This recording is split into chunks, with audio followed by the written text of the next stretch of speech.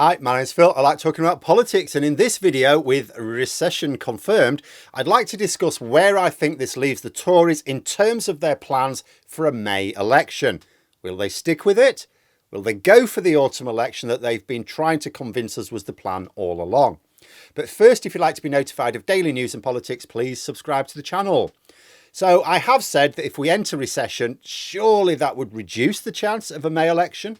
After all, it's not now possible for the official data to show we're out of recession until mid-May now. So were there to be an election on May the 2nd, or maybe even earlier, that would mean calling the election and holding the election while we're still officially in recession. It would become the recession election. That sounds like a special sort of madness if you have a choice to wait longer. However, there is still good reason to suppose that the Conservatives will hold the election in May. Since last summer, I've been saying that May would be the most likely time for the election. I've given my reasoning in terms of both political thinking within the Conservative Party, as well as a roadmap for the various bits of predictable good and most especially bad news that would be lying in wait. But I'm going to switch from that now and explain the evidence in terms of Conservative campaign activity right now.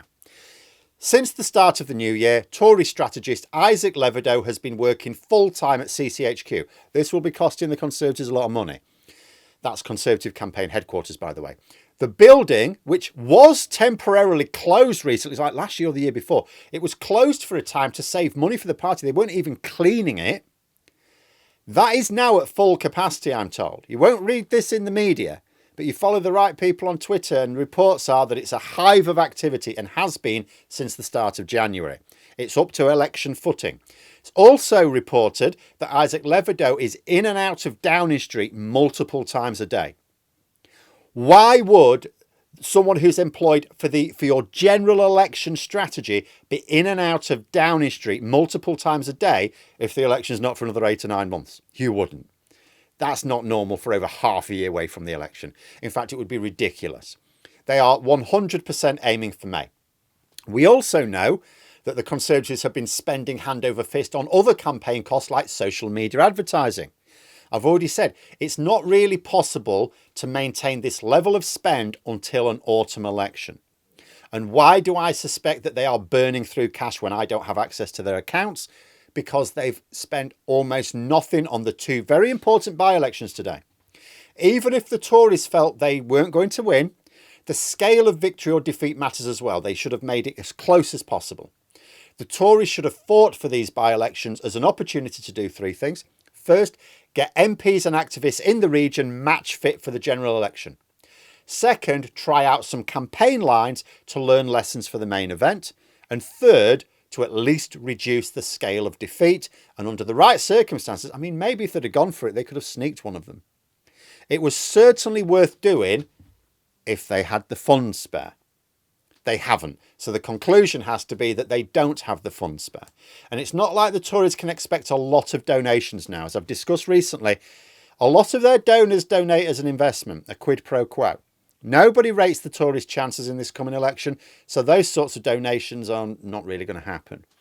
Besides, although the Tories have increased the spending limits for political parties, there is still a limit, and we are inside the spending limit period. The limit does not apply just when the election's called. It's in effect for a full year before the election has to take place. We are inside that year now. So the Tories definitely aiming for May. Zero doubt about it, and any political journalist saying otherwise is either a shill or an idiot. But if the Tories did change tactic now, they'd have to dial down all that campaign spending and effectively write off all the money it's cost so far. If their finances are a little bit tight, as I suspect they are, I don't think they can really afford to do that. There's also been a massive ramping up of attacks, of course, on Labour and Starmer, other figures within Labour, which always comes with the territory, of course, no point in complaining about it. Anyone looking at how the Conservative campaign machine is working right now would think we're already in general election campaign mode, right? So now that we're looking at recession, does the Tory thinking change? Well, in a sense, you would think so. I would certainly think so. But there are reasons to suppose maybe not. Consider that it was always on the cards that we would enter recession at the end of last year. Also, before this announcement today, there were indicators that we probably would. It was considered sort of 50, but maybe more sort of 52-48, if you see what I mean. Ever since the data was updated to show that Q3 of last year showed a contraction, recession was on the cards. The Tories will have known this. They will also know that if they are aiming for an election no later than May the 2nd, that if we did end up in recession territory, we couldn't possibly leave it before the election. So the Tories have powered up to election-level campaigning and campaign spending, whilst knowing that February had a good chance of bringing news of a recession. So you could look at the situation as a case of, well, if the Tories committed all of these resources towards a May election, knowing that recession was possible, then perhaps they think an April or May election is still the best option, even with the dreaded R word in the headlines. Another thing to consider is that if Sunak was all that bothered about a recession, he could have avoided it. If he wanted to avoid recession, he had the ability to. He deliberately cut winter energy payments last autumn, for example. There were various cuts on help for people in poverty, and he knew that that would increase the risk of recession. Basically, he prioritised lower inflation over possible growth. In fact, although last year technically shows 0.1% growth overall, which is basically nothing, our GDP per capita has gone down by 0.7%.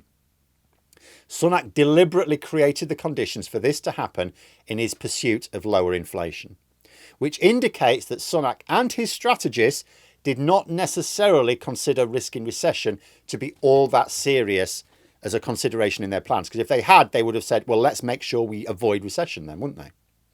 So, I mean, the proof of the pudding will be in the eating, of course, as always, but we will now wait to see if the Tories adjust their campaign activities over the next week or so.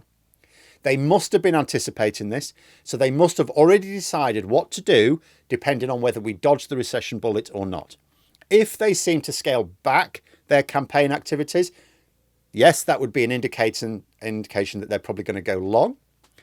If they plough on, then it must be that they already factored this in. They already decided that recession was priced in to their strategy, and the danger of waiting until autumn with all the bad news waiting for them then is greater than going in spring with recession hanging over their heads. Besides, this may just spur on Sunak's enemies. It is far from certain that his government can even make it until autumn. But there we are. Those are my thoughts. Let me know yours in the comments below. I hope you found the video interesting. If you did, please click the like button. And if you'd like to support the channel further, the join button for memberships. And until next time, I'll see you later.